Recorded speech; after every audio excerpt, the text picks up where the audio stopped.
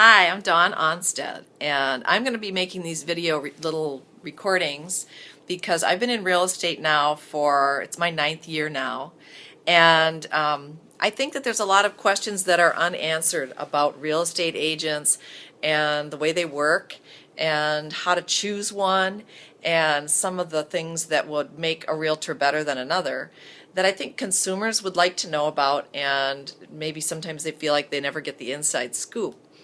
So that's what I'm going to do, and I'm hoping that it's going to be helpful to you. I've really never seen anybody actually do this, so I'm going to. So I guess I'm going to start out by saying that when you first get your real estate license, well, first of all, getting your real estate license is not that easy. In some ways, it's too easy, I guess, because it's only a few weeks of classroom.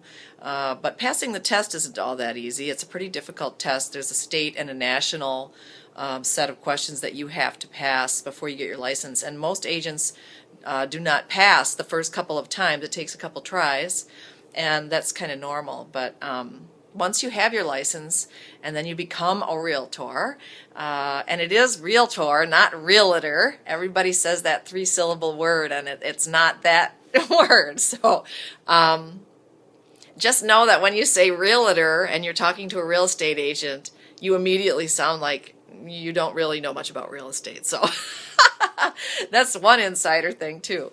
So after you get your license, you're all ready to become an agent, and now you discover some of the truths that may or may not have been imparted to you in some of the classes, and that is that it's expensive to become a real estate agent. At least in the state of Minnesota, where I practice real estate, you need to really be prepared to have another source of income, either from a spouse, or if you're real young and you live with your folks, that's perfect. Once in a while, somebody would have maybe a large family that's going to immediately do business with you just because you're, their sister or their brother or their child or whatever, and that helps get you some commission to start yourself out. But over time, in reality, you really have to prepare yourself to not have much income for the first year to 2 years. And then after that, it can be a very lucrative career, even now after the down market, especially now because the market's actually starting to recover. But be prepared for that, and be prepared to put in the hours. A lot of people think that, at least back in the day, they thought that they could be a part-time agent, and it used to be sort of a cliche that a lot of times divorcees would become a realtor and get their license and sell homes, or people would get their license so that they could sell their own home and then not have to pay any commission.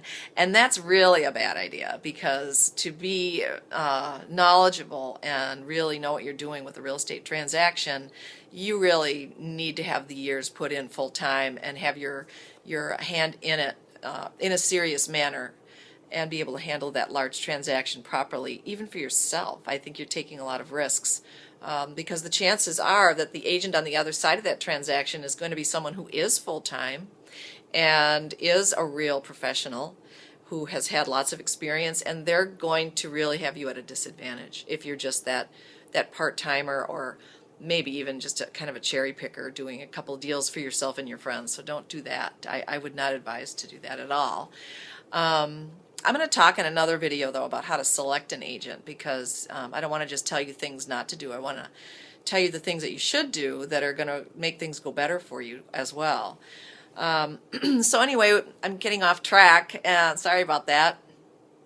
So as the new agent, I think it would be a really good idea, and it was very helpful to me, to find another agent that has had a lot of experience, who's willing to sit down and talk with you and be very, very frank about what it takes and what the realities are about what it is you're going to be dealing with, and who can certainly coach you through the contracts and some of the issues that arise on a deal-by-deal basis, because they're all going to be different. No matter what it is they try to teach you in the classes when you get your license, they're never going to be able to cover all the circumstances that come up. And you're going to have a broker, and that's going to help. I'm going to talk about that too now, the broker, since I brought that up. One of the things I didn't realize when I went to become a real estate agent was that you can't practice real estate in Minnesota unless you're working beneath a broker. A broker, it can be one person who has their license and is willing to take responsibility for your actions and activities as an agent, or it could be a broker in our state is Caldwell Banker Burnett. That happens to be the one that I work with and work for.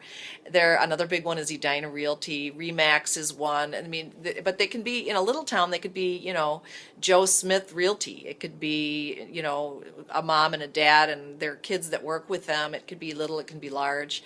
But the ultimate truth of it is that the broker takes responsibility and for managing the legalities of what not playing the part of an attorney, but they're the ones that are in an advisory position and have the last say on what the agents working beneath them are going to be doing out there in the marketplace, ethically, state law wise, contractually, and all that. Brokers also usually provide errors and omissions insurance, which is really important for an agent in the event that you do get into some kind of a legal problem. An errors and omissions insurance policy is going to be what protects you. That is one of those expenses that I'm talking about, it being expensive to be an agent. So when you work for one of the big brokers, you get a lot of benefits from that. They provide education, they provide an office environment where you can network with other people in the marketplace. That is a very, very valuable part of being a full-time agent and being in a large brokerage where you could go in and talk to other agents at any given time and share information at meetings about listings that are coming up or what buyer needs you might have that might not even be listed on the MLS. I could go on and on. And they give you the equipment you need, copiers and, somebody answering the phone at the front desk and setting appointments and approving showings, not setting appointments, but you set your own showings up. But the front desk will approve the showings for you, calling the home sellers that are listed and verifying that a time that's been requested is going to work for them. So having a large broker, I think is very, very important for the agent, and I think it is therefore important for a consumer to work with an agent who is working under a large broker. There's just so many advantages to it.